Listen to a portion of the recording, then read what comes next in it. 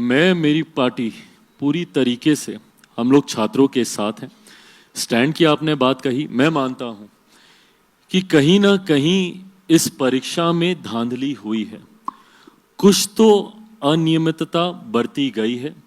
जिसके परिणाम स्वरूप री एग्जामिनेशन की नौबत आई। कंसर्न इस बात को लेकर और ज़्यादा बढ़ जाता है कि जब आप एक ही परीक्षा को 2 बार कराते हैं और जब आप दूसरी बार कराते हैं तो सर्टेन सेक्शन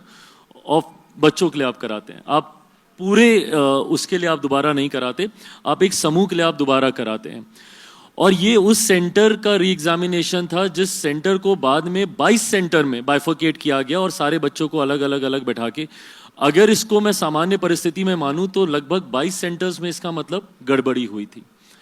ऐसे में बीपीएससी की ये नैतिक जिम्मेदारी बनती है कि किसी भी बच्चे को कोई भी एडवांटेज ना मिले और सबके पास इक्वल प्लेइंग लेवल ग्राउंड हो, उसके लिए सारी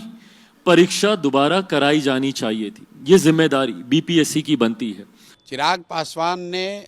बिहार के बच्चों का सपोर्ट किया है, इसके लिए उनका स्वागत किया जाना चाहिए। मैं हमेशा कहता हूं, सुलझे हुए व्यक्ति हैं, सुलझे हुए नेता हैं, मेरे मित्र हैं, और अगेन थोड़ा देर से ही सही लेकिन उन्होंने बोला है तो बिल्कुल चिराग जी का स्वागत कर रहे हैं। और ये कहीं ना कहीं अब आप लोगों को एनडीए के घटक दलों को पूछना है कि भाई अभी तक तो विपक्ष बोल रहा था, अभी तक तो प्रशांत किशोर बोल रहे थे, अभी तक तो बच्चे बोल रहे थे, अब तो भारत सरकार में मंत्री, केंद्र में और राज्य में आपके सहयोगी दल के नेता बोल रहे हैं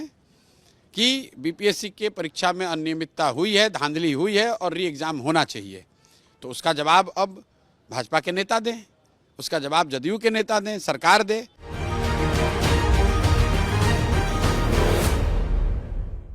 मैं मेरी पार्टी पूरी तरीके से हम लोग छात्रों के साथ हैं। स्टैंड की आपने बात कही, मैं मानता हूं कि कहीं ना कहीं इस परीक्षा में धांधली हुई है, कुछ तो अनियमितता बरती गई है, जिसके परिणाम स्वरूप री एग्जामिनेशन की नौबत आई। कंसर्न इस बात को लेकर और ज़्यादा बढ़ जाता है कि जब आप एक ही परीक्षा को 2 बार कराते हैं और जब आप दूसरी बार कराते हैं तो सर्टेन सेक्शन ऑफ बच्चों के लिए आप कराते हैं, आप पूरे उसके लिए आप दोबारा नहीं कराते, आप एक समूह के लिए आप दोबारा कराते हैं। और ये उस सेंटर का री एग्जामिनेशन था जिस सेंटर को बाद में 22 सेंटर में बाइफर्केट किया गया और सारे बच्चों को अलग अलग बैठा के, अगर इसको मैं सामान्य परिस्थिति में मानूं तो लगभग 22 सेंटर्स में इसका मतलब गड़बड़ी हुई थी। ऐसे में बीपीएससी की ये नैतिक जिम्मेदारी बनती है कि किसी भी बच्चे को कोई भी